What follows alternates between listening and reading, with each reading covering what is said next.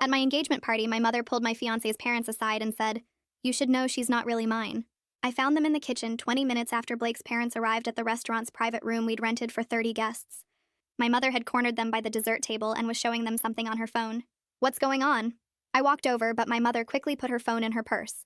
Blake's mother, Kendall, looked uncomfortable, and his father, Robert, wouldn't make eye contact with me. "I was just sharing family history with your future in-laws. They deserve to know what they're getting into." My mother's voice had that sweet tone she used when she was being vicious. What family history? I felt my stomach drop because I knew exactly what she'd done.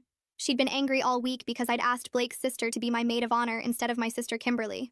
"Oh, just the truth about your origins. The Hamptons should know their grandchildren won't actually be biologically connected to our family."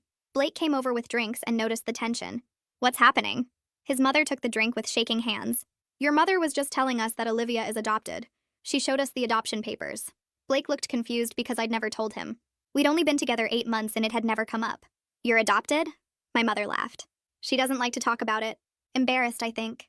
Her birth mother was a drug addict who got pregnant at 15. We got Olivia when she was 3 days old. Cost us $40,000 in legal fees, but we wanted to do something charitable. She said charitable like I was a tax write-off. "Mom, stop." But she was already walking toward the main room where everyone else was mingling. "I should tell everyone else too. They're all going to wonder why you look nothing like our family." Blake's father finally spoke. "This is inappropriate. Being adopted doesn't change anything." My mother spun around with fake shock. "Doesn't change anything?" Of course it does. Mental illness runs in her birth family. Her biological uncle is in prison. Her birth mother overdosed when Olivia was 5. These are things you need to know before you marry her. She wasn't even trying to whisper anymore. My Aunt Helen came over with my sister. "What's all this noise about?" My mother grabbed Helen's arm. "I was just explaining to the Hamptons about Olivia's real family. Remember when we had to get her tested for all those genetic disorders because we had no medical history?" Helen looked mortified. "Louise, that's private medical information." But my mother was building momentum.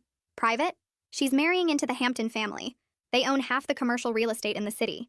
They deserve full disclosure about her background." She turned to Blake. "Did she tell you her biological father was never identified?" "Could be anyone. The birth mother had multiple partners." Blake stepped between us. "Mrs. Coleman, you need to stop talking about Olivia this way." My mother's eyes narrowed.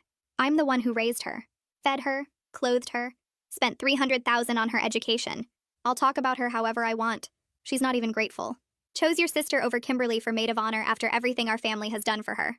There it was, the real reason for this performance. My sister stood there smirking. "I told you she'd react this way, Mom.